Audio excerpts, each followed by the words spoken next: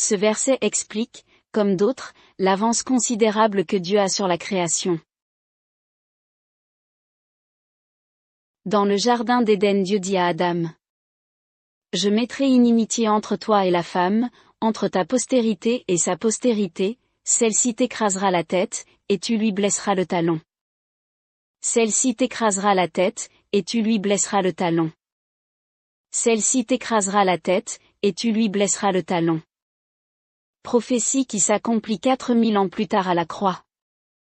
Jean 19 verset 30, quand Jésus eut pris le vinaigre, il dit, tout est accompli. Et, baissant la tête, il rendit l'esprit. Tout est accompli. Tout est accompli. Et, celle-ci t'écrasera la tête, et tu lui blesseras le talon, devient, tout est accompli. Dieu démontrant ainsi que sa vision des choses lointaines est très précise, alors que pour nous-mêmes nous ne savons même pas ce que sera notre journée de demain. Éphésiens 1, verset 4. En lui Dieu nous a élus avant la fondation du monde, pour que nous soyons saints et irrépréhensibles devant lui. Dieu a donc pu mettre son choix sur vous éventuellement avant la fondation du monde, non pas par un choix au hasard, comme par exemple, OK pour lui, et celui-là non. Juste parce que Dieu nous a vus réceptifs à l'amour de Christ, afin de pouvoir nous tenir irrépréhensibles, c'est-à-dire en finalité, sans désobéissance aucune, et nous mettre ainsi à part. C'est ce que veut dire le mot « saint » lorsqu'il est exprimé dans la Bible pour Abraham d'abord, par l'expression « Père de tous les croyants », Genèse 17, verset 5, et finalement pour tous ceux qui selon les épîtres de Paul ont choisi de se tourner vers Dieu, avec reconnaissance pour le salut de Dieu offert, que Dieu qualifie de saint, en le mettant à part pour lui, avec la vie éternelle que l'Éternel Dieu Tout-Puissant offre à tout homme, et dont le premier, sur la croix du calvaire fut un brigand qui voulait être mis à part, et donc être saint, dans le royaume de Christ. Genèse 17, verset 1.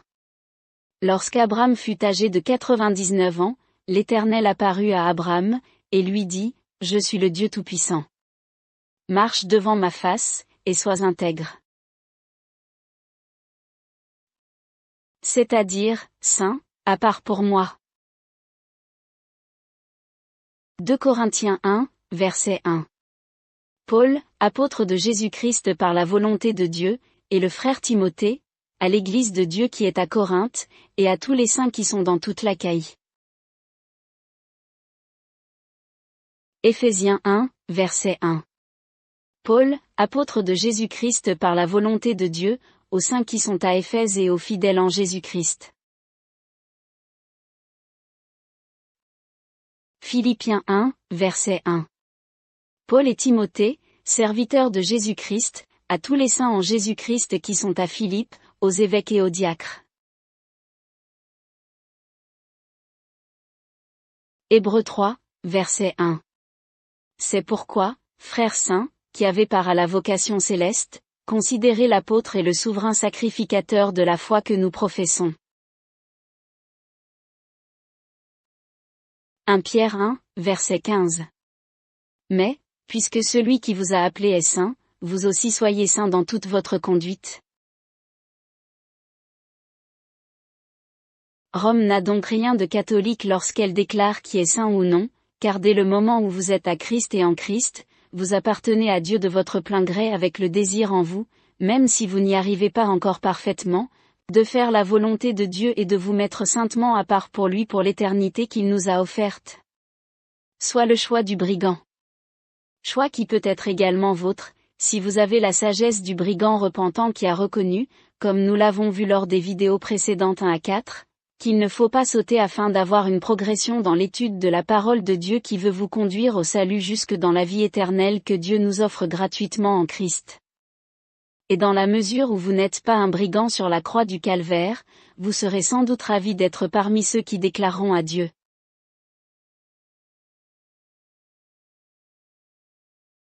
Luc 23, versets 42 et 43. Et il dit à Jésus, « Souviens-toi de moi, quand tu viendras dans ton règne. » Et avoir en retour la réponse, « pas dans une éternité, mais immédiate du Seigneur qui jadis le déclarait à quiconque en Jean 3, verset 16.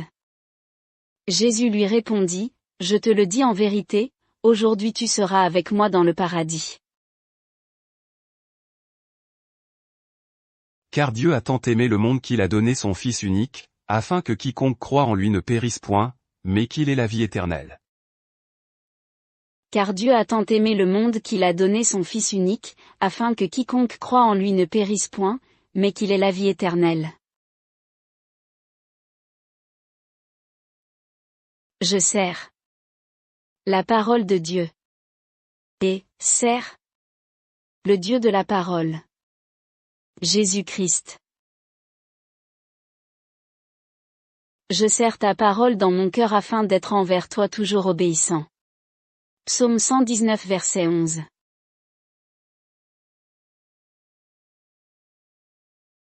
Donne-nous aujourd'hui, Jésus-Christ, notre pain de vie quotidien. Matthieu chapitre 6, verset 11. Jean 6, verset 35. Jésus leur dit, « Je suis le pain de vie. Celui qui vient à moi n'aura jamais faim. Et celui qui croit en moi n'aura jamais soif. » Soit, celui qui réclame la présence de l'Éternel Dieu, Jésus-Christ. Dieu notre Sauveur, qui veut que tous les hommes soient sauvés et parviennent à la connaissance de la vérité. Première épître de Timothée chapitre 2, versets 3 et 4. Et voici à nouveau le plus beau verset de la Bible. Car, Dieu a tant aimé le monde qu'il a donné son Fils unique, afin que quiconque croit en lui ne périsse point, mais qu'il ait la vie éternelle. Jean 3, verset 16. Que vous pouvez donc lire ainsi pour vous-même comme si vous étiez la seule personne que Dieu aimait. Car Dieu m'a tant aimé qu'il a donné son Fils unique, afin que si je crois en lui, je ne périsse point, mais que j'ai la vie éternelle. Comme une fleur ouverte pour vous. Mesurez, tant vous êtes aimés. Et adressez ensuite tous les soirs vos vœux de l'allégeance du Seigneur Jésus ci-après, dont un édito sera consacré après cette série, en live. Tous les jours. Le Seigneur nous dit. Matthieu 6, versets 9 à 13, voici comment vous devez prier. Notre Père qui es aux cieux. Que ton nom soit sanctifié. Que ton règne vienne, que ta volonté soit faite sur la terre comme au ciel. Donne-nous aujourd'hui, Christ, notre pain de vie quotidien. Pardonne-nous nos offenses, comme nous aussi nous pardonnons à ceux qui nous ont offensés. Ne nous induis pas en tentation, mais délivre-nous du malin. Car c'est à toi qu'appartiennent, dans tous les siècles, aujourd'hui compris, le règne, la puissance du Saint-Esprit et la gloire. Regardez les oiseaux du ciel, ils ne sèment ni ne moissonnent, et ils n'amassent rien dans des greniers, et votre Père céleste les nourrit.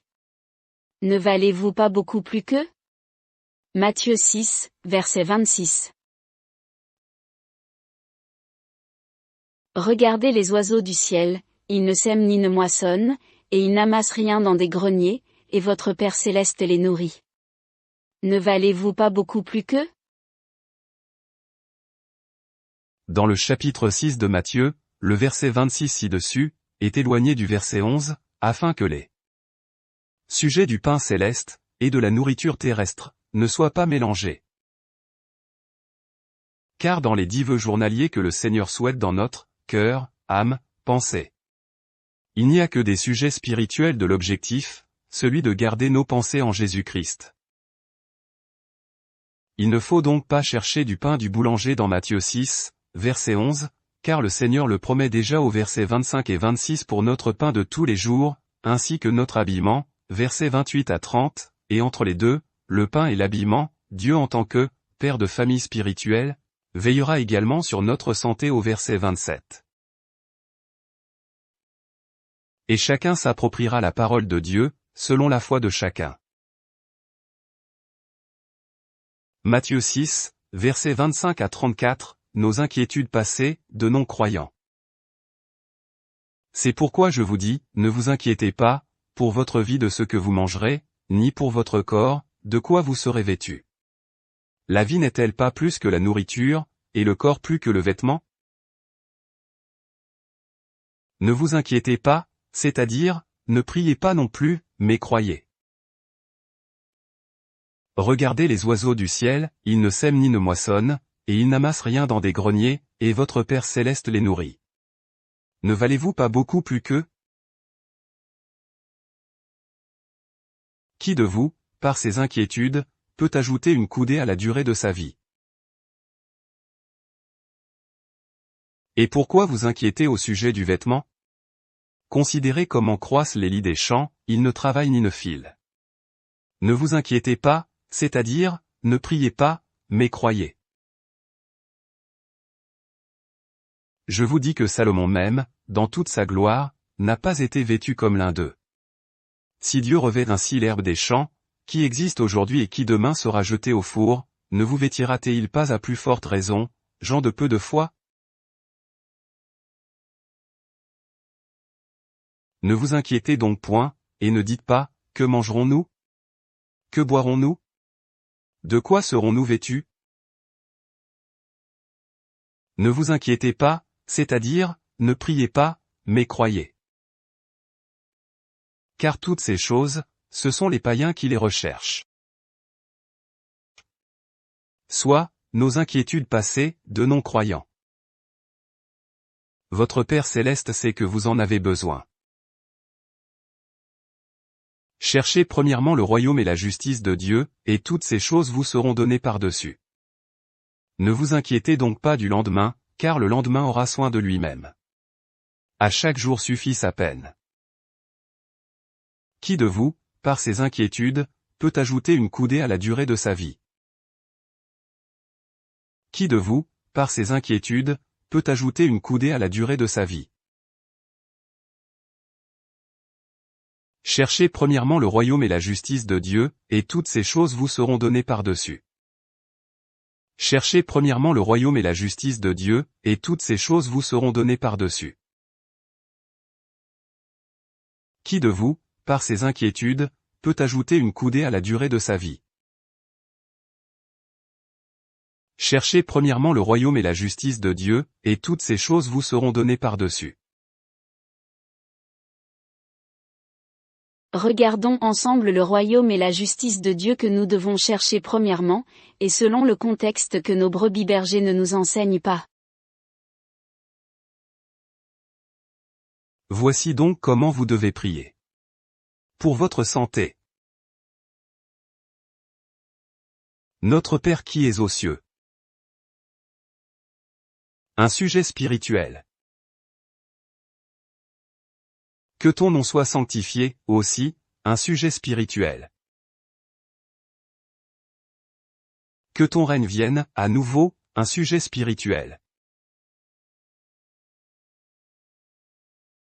Que ta volonté soit faite sur la terre comme au ciel. Uniquement, un sujet spirituel. Donne-nous aujourd'hui notre pain quotidien. C'est toujours, un sujet spirituel. Notre pain de vie quotidien. Christ, notre pain de vie d'aujourd'hui. Pardonne-nous nos offenses, de nouveau, un sujet spirituel. Comme nous aussi nous pardonnons à ceux qui nous ont offensés, pour nous laver les pieds tous les jours. Ne nous induis pas en tentation, mais délivre-nous du malin. Un sujet spirituel, afin que Dieu ne donne pas notre nom comme Job. Car c'est à toi qu'appartiennent, dans tous les siècles. Donc aujourd'hui et demain également. Le règne, un sujet important spirituel. La puissance, un sujet fort spirituel. Et la gloire, un sujet très spirituel. Amen.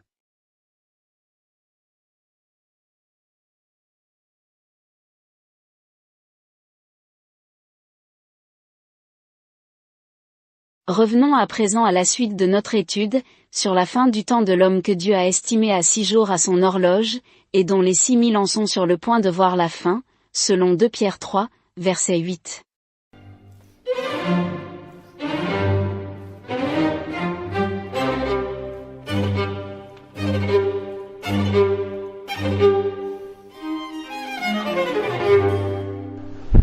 Mes amis, c'est pas tout un article qui vous l'explique, c'est juste quelques mots.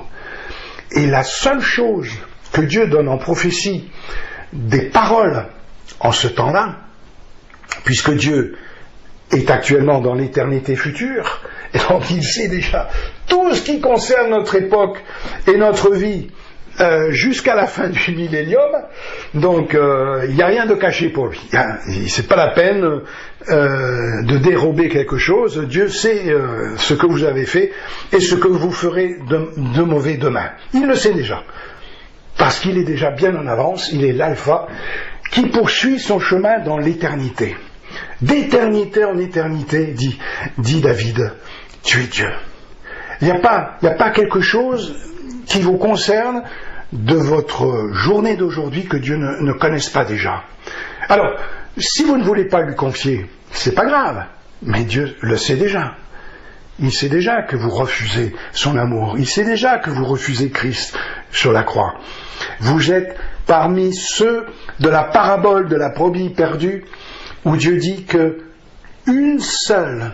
Alors si vous prenez la parabole juste comme ça, comme une histoire qu'on raconte à un enfant, où il y a quelques versets, vraiment, il n'y a rien, il n'y a pas de contenu, il n'y a pas de choses qui viennent étayer ce que le Seigneur Jésus dit, mais il dit simplement, ouais, moi j'ai un troupeau.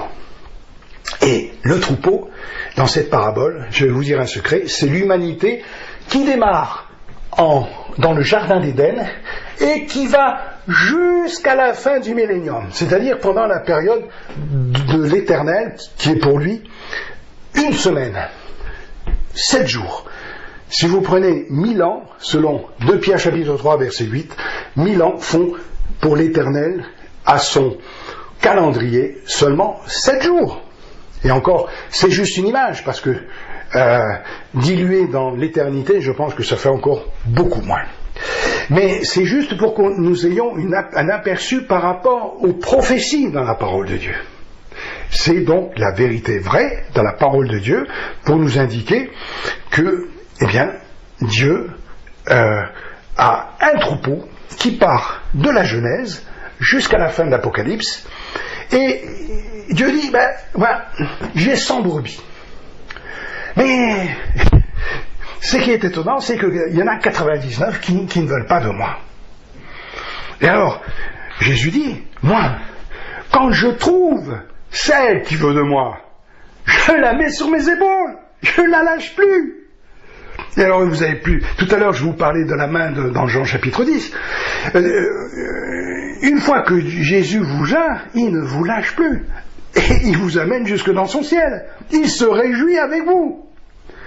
Et alors, si vous mettez cela non pas sur les 8 milliards actuels, mais sur les 8 milliards 200 millions plus, tous ceux qui ont vécu d'ici à Adam, et tous ceux qui vivront encore durant le millénium, et que vous divisez tout ça par 100, ça ne fait pas beaucoup, effectivement, de monde sur les épaules du Seigneur Jésus, qui dit et qui déclare dans 1 Timothée chapitre 2 versets 3 et 4, moi je suis l'Éternel, je veux sauver tous les hommes. Ça, c'est le désir de Dieu. Il l'exprime, il est mort sur la croix pour tous les hommes. Et le prophète dans l'Ancien Testament fait pareil. Je ne désire pas la mort du pécheur, je veux juste qu'ils se repentent et qu'ils se tournent vers moi. Mais si vous ne voulez pas, Dieu ne peut pas vous obliger. Et il y a bien plus de monde. Mais vous le savez, j'ai pas besoin de vous le dire. Vous savez qu'il y a bien plus de monde qui sont hors des églises le dimanche, des mosquées, des synagogues, enfin, de leur religion. Il y a bien plus de monde qui sont hors des lieux de culte que tournés vers la face de l'Éternel et de chercher sa face. L'Éternel sera face donc à l'indifférence générale de la terre entière qui, selon la parabole de la brebis perdue, ne veut pas à 99% ni de Dieu, ni de son salut, ni de Jésus-Christ l'Éternel. L'Éternel d'Ésaïe chapitre 9 verset 6 que vous retrouverez dans cette étude comme un étonnement. J'en ai parlé dans la dernière vidéo, je vous ai donné un aperçu et nous allons poursuivre dans les prochaines vidéos. Aujourd'hui, je vous fais simplement un message avec ma voix, au lieu que ce soit des voix off, pour que vous vous rendiez compte que ce n'est pas simplement des mains qui travaillent dans l'ombre avec des... Non, c'est la personne que vous avez, c'est la première vidéo que vous avez en tête dans votre chaîne, Editolove, la même personne qui vous parle par cette vidéo. Si vous ne voulez pas de la main de l'Éternel, le psaume 110, verset 1, nous dit que vous allez être sous les pieds de l'Éternel. Et c'est ce verset de psaume 110, verset 1, qui m'a fait comprendre Ésaïe 9, 6. Parce que je me suis dit, mais où est-ce que Dieu va s'asseoir, où est-ce que Jésus va s'asseoir s'il ne s'assied plus à la droite du Père ? Puisque Dieu dit, jusqu'à ce que j'ai fait de tous tes ennemis ton marchepied. Parce qu'une fois arrivé à la fin du millénium, à la fin du règne de Christ, une fois que Satan aura été libéré, qu'il aura ravi encore pratiquement les 100% de la bergerie de l'Éternel, alors que Dieu sera là, dans le millénium, face à face avec ce coup raide, le nôtre a refusé de croire ce que l'on voit. Même Thomas n'avait pas cette foi. Il s'inclina. Quand Dieu dit « Mets ta main dans mon côté, regarde, c'est bien moi », Thomas n'a jamais avancé la main. Il regrettait même d'avoir dit cela. Il a cru. Lui est sauvé. Mais alors ne jouez pas au Thomas. Ne jouez pas avec la parole de Dieu. Ne refusez pas l'amour de Dieu qui se manifeste à vous par cette vidéo aujourd'hui. Lorsqu'on voit un ouragan généré par l'Éternel, je vous le disais tout à l'heure, il est l'Éternel Mitéo. Ou un cyclone par le Dieu puissant, ou un tremblement de terre par celui qui tient la terre dans ses mains et ce qu'elle contient. Selon Jean chapitre 10, il vous faut simplement imaginer à présent, chers amis youtubeurs, ce qui pourra vous arriver si vous refusez aujourd'hui la grâce de la main de l'Éternel, préférant les pieds qui vous marcheront dessus, parce que vous serez l'ennemi qu'il faudra vaincre. Et Dieu va utiliser toute sa puissance pour cela.